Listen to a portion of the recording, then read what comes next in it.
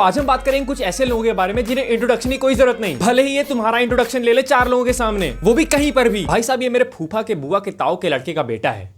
चलो बेटा भौंक के दिखाओ मादर। तो रिश्तेदारों को अपनी लाइफ से ज्यादा तुम्हारी लाइफ में इंटरेस्ट होता है। तुम्हारी पढ़ाई लिखाई से लेकर तुम्हारी बीवी कौन बनेगी, हर चीज में उंगली करेंगे ये। तो 10वीं कक्षा पास करने के बाद जब तुम ये सोच रहे होते हो कि तुम साइंस लोगे या फिर आर्ट्स, तब ये जुल्मी लोग तुम्हारे माँ बाप के कानों में आकर बोलेंगे कि अरे भाई साहब साइंस दिलवाइए लौंडे को और इंजीनियर बनाइए। सोचिए जब सब आपको इंजीनियर साहब के पिताजी बोल के बुलाएंगे तो कितना अच्छा लगेगा भाई साहब। चाहे इन चूतियों को आर्ट्स का मतलब ड्राइंग बनाना ही क्यों ना लगता हो, पर भाई कैरियर एडवाइस देने में तुम्हें कोई कसर नहीं छोड़ेंगे ये। और भाई गलती से तुम इनके सामने अपना पैशन फॉलो करने के बारे में मत बोल देना। वो अंकिल मैं सोच रहा हूँ कि डांसर बन जाऊं। अरे भाई साहब पगला है आपका लौंडा। तो रिश्तेदार तुम्हारे घर मिलने नहीं तुमसे पूछताछ करने आते हैं कि तुम्हारे कितने नंबर आए, तुम आगे क्या करोगे, कैसा चल रहा है तुम्हारा जीवन। और फिर आता है इनका फेवरेट टॉपिक, वो है गर्लफ्रेंड एक महिला मित्र। चाहे इन लोगों ने अपनी जवानी में खूब आतंक मचाया हो, और अगर तुम किसी लड़की से हाय हेलो भी कर लो ना तो इनके मुताबिक बर्बाद हो चुके हो तुम। तो इनके हिसाब से कोई भी चीज जिसका लिंक स्त्रीलिंग हो तुम्हें उस चीज से दूर रहना चाहिए। और भाई जब रिश्तेदारों के खाने के लिए कोई चीज आती है और बिना खाए चले जाते हैं तो तुम्हारी पार्टी ही हो जाती है। और यार पता नहीं ये रिश्तेदार हमेशा उसी टाइम क्यों आते हैं जब तुम घर पे टीवी देख रहे हो, वो भी खाना खाते टाइम, या फिर जब तुम घर पे एकदम अकेले हो। भाई सच बता रहा हूँ मेरे साथ तो हमेशा यही होता है कि जब मैं घर पे अकेला रहता हूँ तभी कोई ना कोई आ जाता है। तो रिश्तेदारों को खुश करने की सिर्फ एक ही निंजा टेक्निक है, और वो है उनके लपक लपक के पैर छूना। अगर तुम उनको देखते ही मान तुम इनका लपक के पैर छू लोगे ना तो ये तुम्हारी थोड़ी कम लेंगे, पर लेंगे जरूर। और यार कभी कभी तो एक ऐसा इंसान जिसे तुमने अपने जीवन में पहली बार देखा हो वो तुमसे आगे बोलेगा कि बेटा पहचाना। भले ही उस इंसान ने जब तुम 1.5 साल के थे तुम्हें अपनी गोद में सिर्फ 36 सेकंड के लिए उठाया था, पर वो इतने कॉन्फिडेंस से तुमसे आके ये सवाल पूछेगा कि क्या बताऊं, अरे यार 20 साल का हो गया हूं मैं, मुझे कैसे याद होगा।